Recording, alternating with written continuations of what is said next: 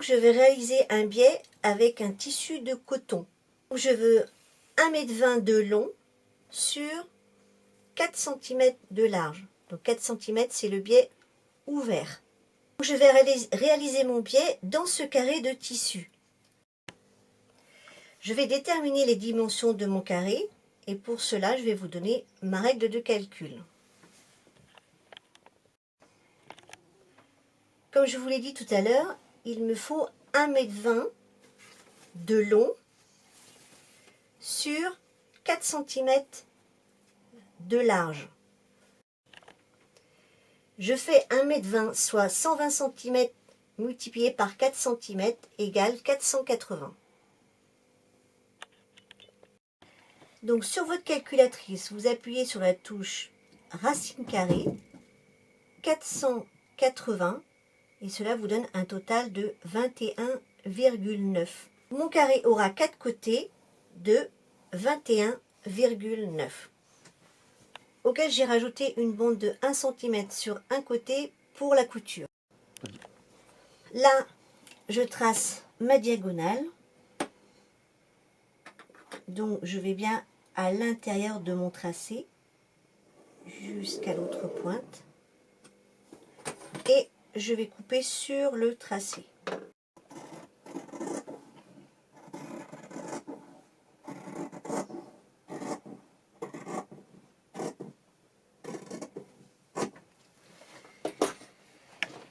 Donc, je vais faire pivoter mes morceaux comme ceci. Donc là, je me retrouve bien avec mon centimètre pour pouvoir faire ma couture tout du long. Je vais ramener mon tissu comme ceci et je vais épingler à 5 mm du bord, c'est-à-dire au milieu, pas sur le tracé. Voilà, le tracé est là, moi je me mets au milieu.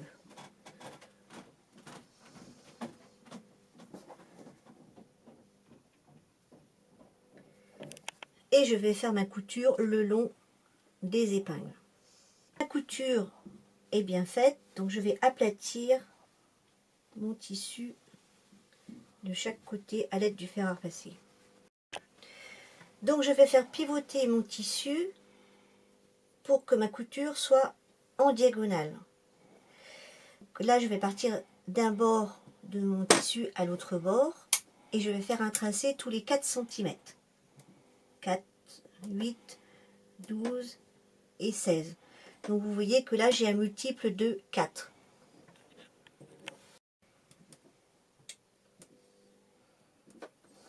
J'ai reporté plusieurs fois le tracé tous les 4 cm et là, je vais relier tous mes pointillés.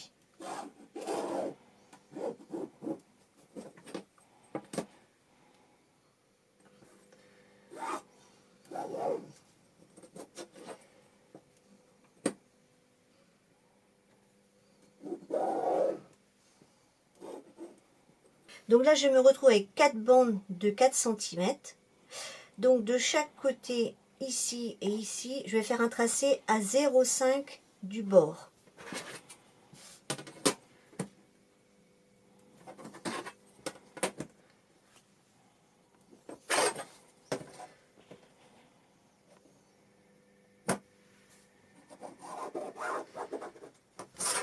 Et pareil de l'autre côté.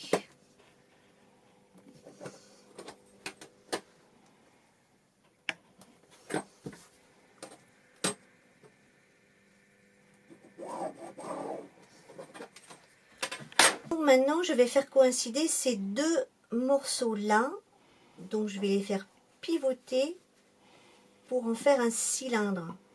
Mais en décalant d'une bande mon tissu.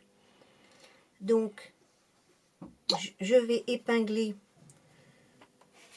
sur le centimètre, sur le demi-centimètre, pardon. Et là, je vais faire coïncider mes pointes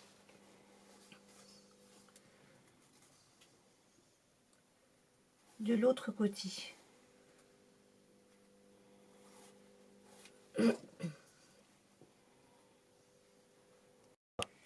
Donc là, voilà. Donc je fais bien coïncider mes repères, mes tracés de 4 sur les tracés de 4. Voilà. Donc là, je me retrouve bien avec un décalage d'une bande. Donc je vais coudre sur le tracé le long de mes épingles. Donc ma couture est faite. Donc vous voyez bien que je me retrouve avec un décalage d'un côté et de l'autre. Donc je vais repasser pour aplatir ma couture.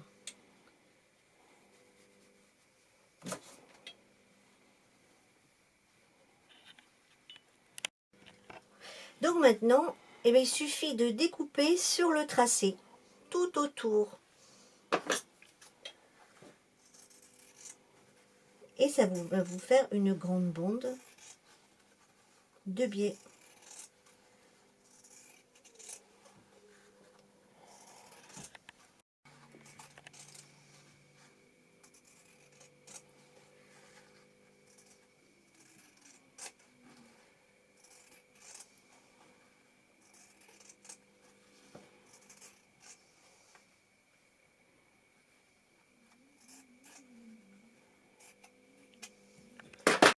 Donc voilà, la bande est découpée.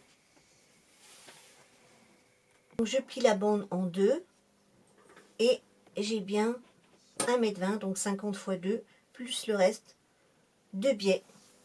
Donc maintenant, je vais préparer les plis de mon biais à l'aide du fer à repasser.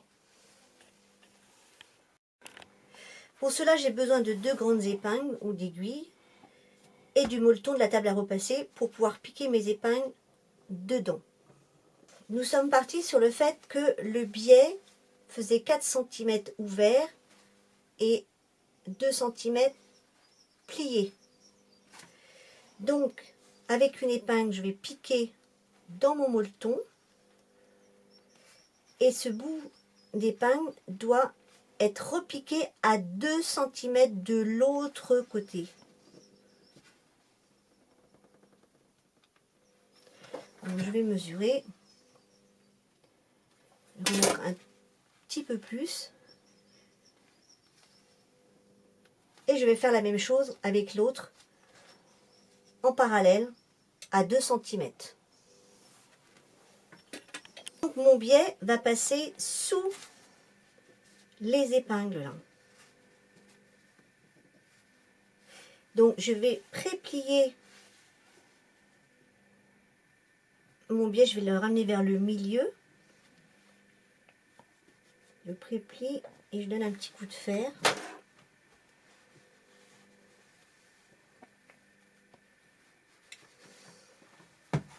Donc je vais glisser mon biais préplié sous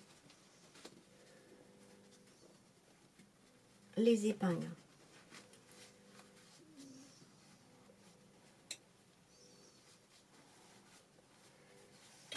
Voilà.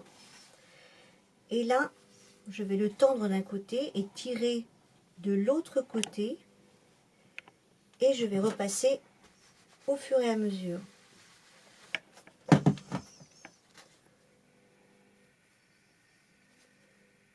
Donc je fais ça jusqu'au bout du biais. Et mon biais est préplié. Donc voici la bande du biais une fois passé sous le tunnel. Donc vous avez votre biais préplié, prêt à l'emploi.